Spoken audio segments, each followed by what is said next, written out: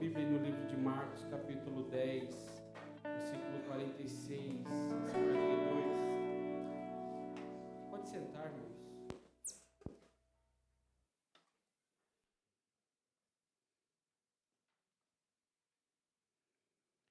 Marcos, capítulo 10, versículo 46 a 52.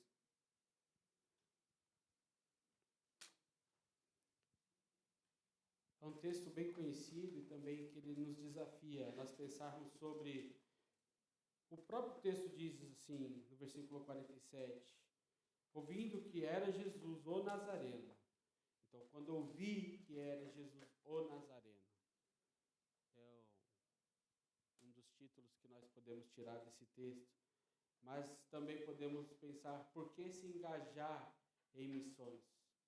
E já na resposta é porque pessoas precisam conhecer a Jesus. Amém? Diz assim, versículo 46. E foram para Jericó.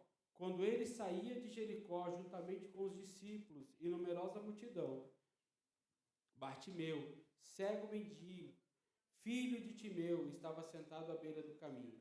E ouvindo que era Jesus, o Nazareno, pôs-se a clamar: Jesus, filho de Davi, tem compaixão de mim, ou tem misericórdia de mim.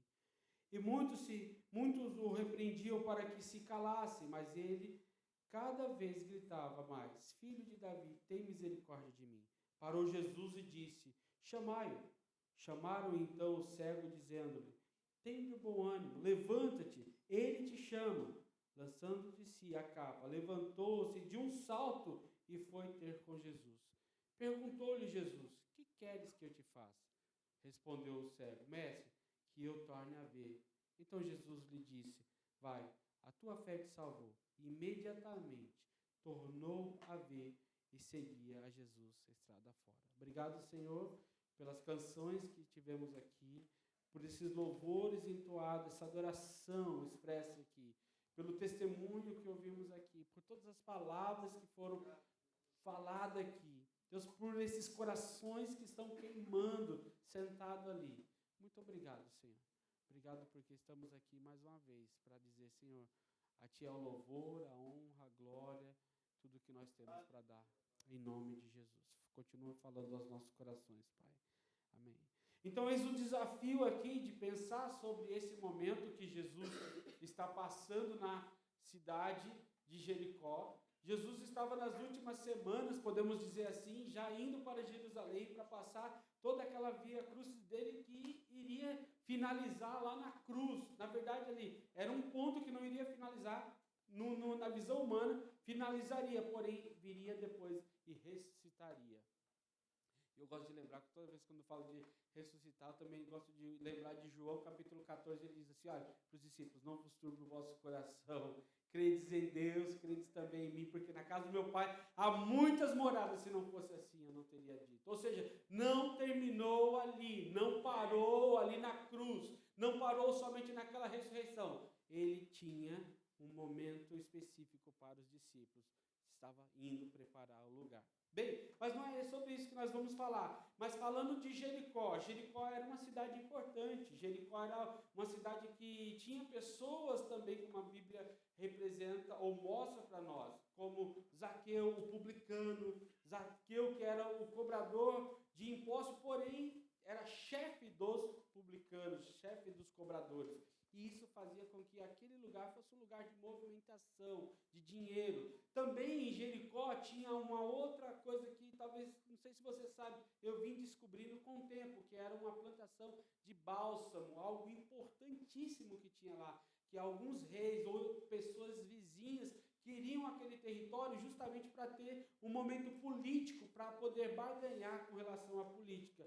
E quando eu vi isso daí, eu falei, nossa, não era simplesmente uma cidade que Jesus estava passando ali, era um lugar muito importante, onde não era só financeiramente, o mais importante é igual São Bernardo, não são as coisas, não são as empresas, mas são as pessoas.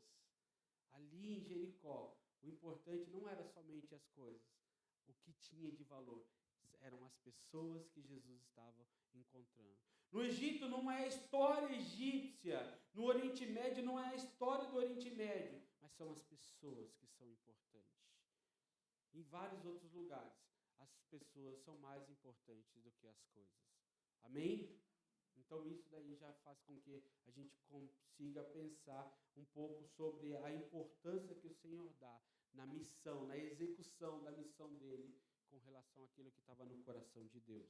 Bem, então, quando nós pensamos nisso daí, nós pensamos também que o cego, olhando para o cego, aqui, ele aproveitou a oportunidade. Então, o texto, já de cara assim, nos ensina que nós precisamos aproveitar as oportunidades. E aí eu queria que você tivesse pensando aí nesse momento, se você encontrasse alguém famoso, o que você faria?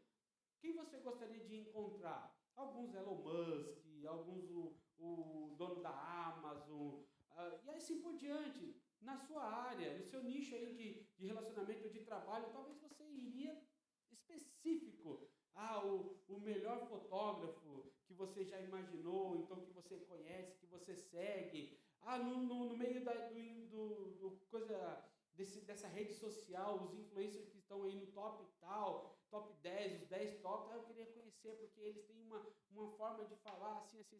Bem, eu acho que você não ficaria assim, se você tivesse oportunidade. Eu vou descansar um pouquinho, depois se eu quiser, ou então se eu sentir vontade, eu vou encontrá-lo.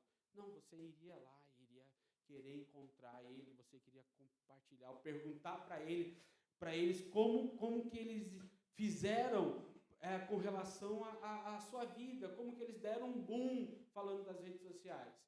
Mas também se eu te falar sobre os 10 ou os 9 que estão no top aí quando você pesquisa. Por exemplo, Jesus, quando você pesquisa sobre a pessoa mais famosa do mundo, você vai ver Jesus lá em primeiro lugar. Mas também você vai ver Gengis Khan, Leonardo da Vinci, Aristóteles, Platão. Essas pessoas existiram, tá, gente? Não é só história, não. Para alguns aí, por exemplo, minha filha, eu costumo falar, olha aí, essas pessoas não estão lá só por história, escrito. Mas Beethoven, Marco Polo, Alexandre o Grande, pessoas importantíssimas. Talvez você gostaria de ter essa oportunidade com Alexandre o Grande, perguntar para ele sobre as batalhas, sobre as conquistas. Marco Polo, eu aprendi a desenvolver um carinho muito especial sobre o seu percurso, sobre a sua rota, chegando na China e compartilhando sobre... alguns podem não concordar, mas alguma coisa que ele tinha sobre cristianismo, da sua família, mesmo sendo meio com relação à barganha, mas tinha uma essência assim de levar o evangelho. Mas é para outro momento. Mas será que você deixaria passar essa oportunidade de conhecer essas pessoas importantes? Aqui o texto nos mostra que quando Jesus está passando, o cego grita, Jesus, filho de Davi, tem misericórdia de mim. Ele não deixa passar a oportunidade. Mas uma coisa também que nós podemos pensar é que em missões, nós precisamos desenvolver um relacionamento com o Senhor. E essa missão não é só dos missionários, não é só do pastor, não é só da equipe de liderança, toda a igreja está envolvida nisso daí. Então, não é um relacionamento unilateral, que ele entrega e nós recebemos. Não, ele entrega e nós também entregamos. Nós entregamos tudo o que nós temos, porque tudo o que nós temos pertence a Ele. Então é um paradoxo, nós perdemos para ganhar. Nós doamos o amor. Então nós estamos lá nos doando também. Nós estamos entregando. Mas o que nós estamos entregando dentro das 24 horas que nós temos? Que nós temos 1.440 minutos. 24 horas, 86.400 minutos. E 24 horas, nós temos vários milésimos de segundos lá para nós podermos multiplicar e perguntar o que nós estamos entregando com relação ao nosso relacionamento com o nosso Deus. Eu não falei isso de manhã, mas eu quero falar para você. Nós só conseguimos entregar aquilo que nós temos. Se eu tenho um relacionamento com o nosso Deus, de profunda intimidade, eu vou querer entregar por aquele que não conhece. um relacionamento de profunda intimidade com o nosso Deus. E fazer com que ele aprenda, fazer com que ele esteja também nesse relacionamento profundo com o nosso Deus. Então, qual era a oportunidade que o cego estava tendo ali? A oportunidade de conhecer o Rei dos Reis, o Filho de Deus, o mensageiro das boas notícias. Quais as boas notícias, então? Que Jesus estava ali e ele poderia resolver o problema da vida dele. Esse daí ele tinha certeza. Então, o texto também nos ensina que precisamos ouvir sobre Jesus e acreditar nele. Existem pessoas que estão ouvindo sobre Jesus, mas a fonte não é confiável. A fonte é uma fonte que jorra águas amargas. Bem, tem gente que está procurando sobre Jesus na filosofia, na sociologia, no espiritismo, no catolicismo. Sim, mas a fonte não é boa, não é pura, precisa ir para o Senhor, para as Escrituras. E também até no meio cristão nós temos fontes que não são boas, onde pessoas estão com a teologia fraca, onde pessoas só recebem e não dão. Não existe a teologia do sofrimento, não existe a teologia da entrega. Entrego o meu dia, entrego o meu dízimo, entrego a minha vida ao Senhor. Não tem, mas eu quero receber, porque o importante é eu receber. É uma teologia fraca isso, que não amadurece as nossas vidas, onde faz com que as pessoas estejam presas em coisas e não nele, que é a resposta para todas as coisas, que é a resposta para a minha vida, que é a resposta para a sua vida. Como o cego ouviu que era a resposta para ele naquele momento. Onde pessoas estejam com seus olhos vendados e não conseguem vê-lo como suficiente. Uma teologia egocêntrica, humanista, firmando a filosofia grega em seu ser, deixando o homem como centro de tudo e seus desejos sendo realizados sem qualquer outro filtro ou outra oportunidade para ver o Senhor agir. Porque eu sou o centro, eu posso resolver. A minha família tem que ser privilegiada, a minha família tem que ter, eu tenho que receber. Mas não é isso que a Bíblia diz. É um perder para ganhar. É o doar para ver o crescimento. Mas não o crescimento meu, mas o crescimento do próximo. O fato é que, de alguma forma, ouvimos sobre Jesus, mas não aprendemos com Ele. E quando aprendemos sobre Ele, não depositamos a nossa confiança nele. Temos nossas dúvidas de quem Ele é e o que Ele pode realizar em nossas vidas ou na vida de pessoas.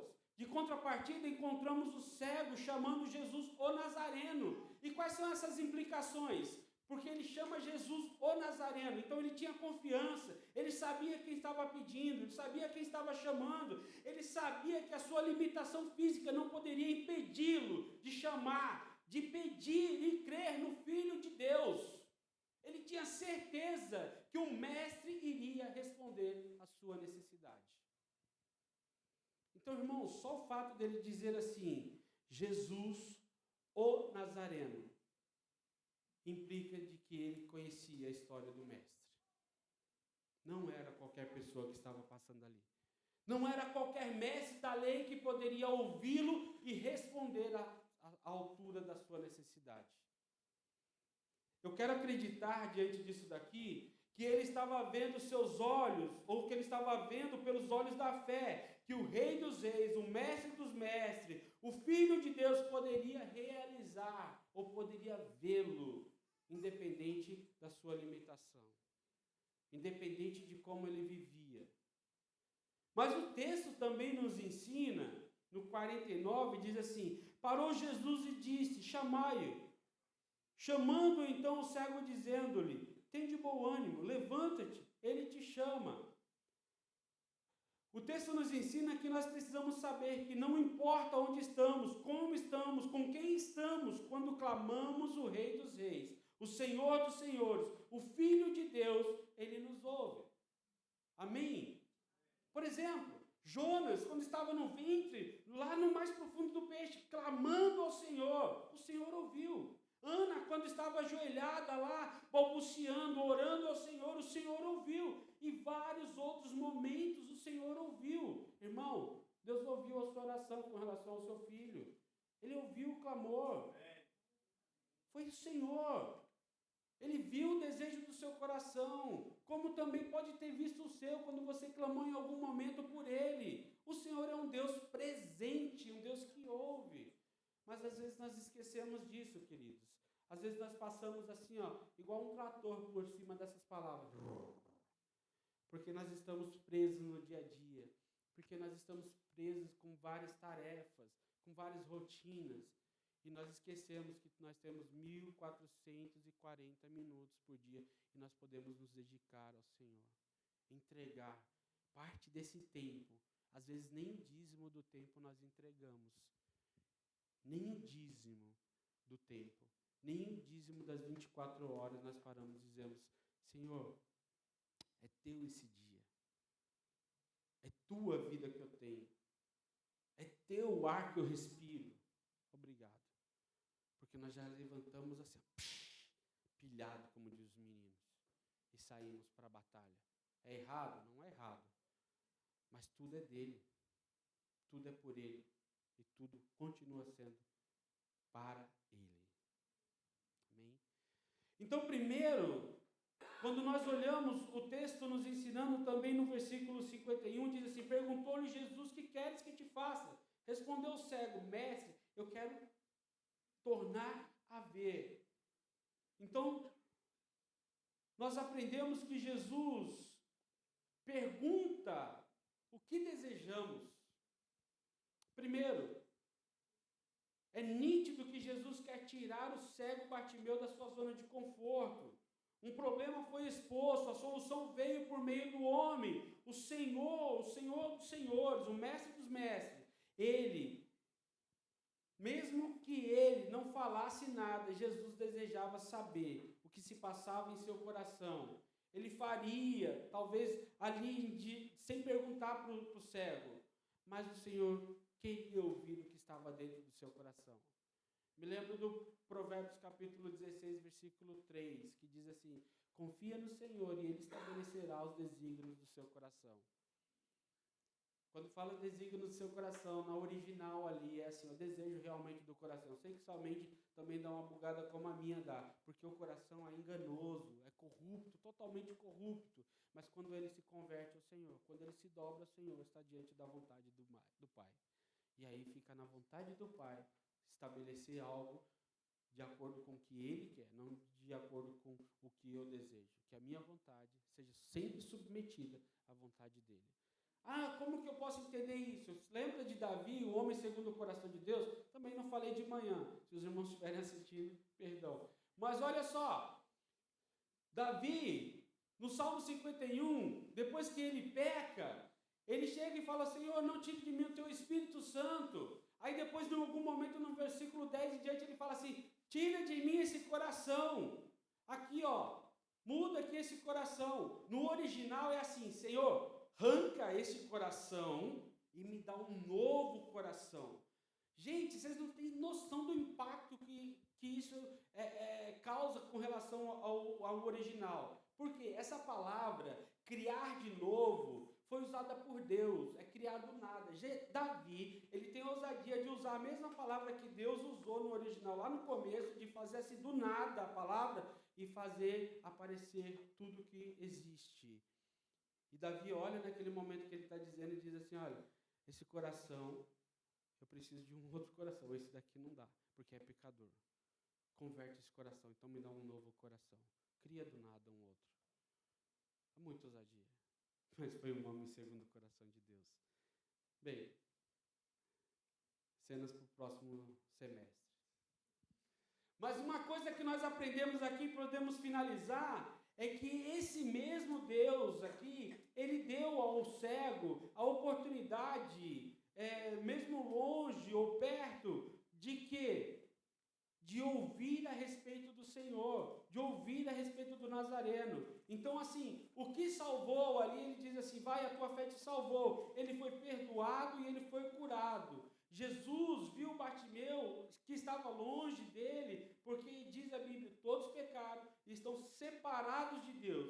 Com ele não seria diferente. Então, antes de dar a cura, o Senhor deu, por meio da sua fé, a salvação. Bem, e aqui a gente pode pensar o seguinte, que Ele sabe os nossos caminhos, Ele sabe todas as coisas. Então, o Senhor nos dá também, depois da nossa salvação, nos dá a oportunidade de sermos esses anunciadores, esses homens proclamadores. Então, o texto nos ensina, no versículo 52, então Jesus lhe disse, vai, a tua fé te salvou. O texto nos ensina que quando somos libertos do pecado e logo somos curados, precisamos seguir a Jesus. Amém? Então, nós fomos salvos. O Senhor nos tirou do reino das trevas e nos transportou para o reino do Filho do seu amor. E hoje nós somos salvos. Ter uma visão que alcança além das paredes da igreja é o que nós precisamos ter. Ter uma visão que transcende os limites físicos e culturais é o que nós precisamos ter. Billy Graham disse o seguinte, nós somos a Bíblia que o mundo está lendo. Nós somos os sermões que o mundo está prestando atenção. Está prestando atenção em mim, está prestando atenção em você. Nós somos a carta viva do Senhor no meio aí, do mundo. Qual é a resposta que nós iremos dar? Nós não precisamos ser, e nós não somos, nós não somos, mas nós precisamos, nós não somos Jesus, mas nós precisamos ser aqueles que levarão as pessoas a conhecer Jesus. A multidão, quando Jesus perguntou, olha, tem alguém ali, chamaram, então o cego dizendo, tem de bom ânimo, levanta-te, ele te chama. Nós precisamos ser essa multidão, que vai pegar aquela pessoa que está perdida, falar, olha, vem aqui, ele está te chamando, vem mais para perto dele, para esse relacionamento profundo. Nós não somos aqueles que vai dizer, olha, você está sendo salvo, porque você e eu não temos essa salvação, mas nós recebemos a salvação e nós precisamos conduzir essas pessoas a conhecer realmente quem é o Salvador, quem é o libertador, quem é aquele que é o transformador da vida das pessoas. Você e eu só precisamos ser os facilitadores para que eles conheçam do Evangelho. Então seja um facilitador na sua casa, para o seu filho. Seja um facilitador para os seus que trabalham com você. Seja um facilitador na empresa que você trabalha. Seja um facilitador para sua mãe que não conhece, seu pai que não conhece o Senhor. Seja um facilitador na universidade onde você trabalha, onde você estuda. Seja esse facilitador para levar pessoas a conhecer ao Senhor. Não é sobre você, nunca será, mas é sempre sobre Ele. Amém? Aquele que salva e aquele que perdoa o pecado. Então lembra, não é você o libertador, você é o facilitador. Não deixe as palavras te confundir. Vamos orar ao Senhor? Senhor, obrigado. Obrigado por falar no meu coração primeiro. Mostrar que o Senhor é a resposta para aquele que está perdido. Obrigado, Senhor, porque o Senhor é aquele que nos capacita para conhecermos o Senhor e sermos esses facilitadores, para que pessoas estejam no teu caminho, que é a verdade e a vida. Onde o Senhor é o caminho, é a verdade e a vida. E é esse Deus transformador. Obrigado, Deus, por essa manhã mais uma vez. Obrigado por estar aqui nessa família maravilhosa. Nós louvamos ao Senhor, Pai, em nome de Jesus. Então transforma, muda a minha vida e muda a vida daquele que entrou aqui também, Deus, e não está com esse relacionamento profundo com o Senhor. Mas que o Senhor possa falar ao coração de cada um aqui nessa manhã, em nome de Jesus. Amém.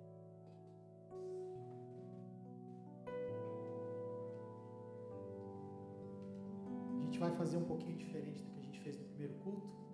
Eu vou abençoar você. A gente vai abençoar a bênção apostólica para vocês. Eu não sou apóstolo, mas eu vou te abençoar.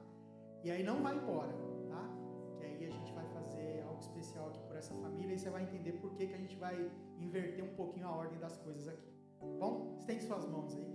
Você que está em casa também, que o amor de Deus Pai, que a graça maravilhosa que há em Cristo Jesus e que as consolações do Espírito Santo da promessa estejam sobre sua vida, sobre sua família, que você tenha um domingo abençoado e uma semana cheia da presença de Deus.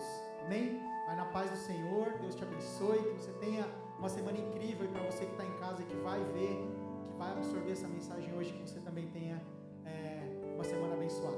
Amém? Deus te abençoe.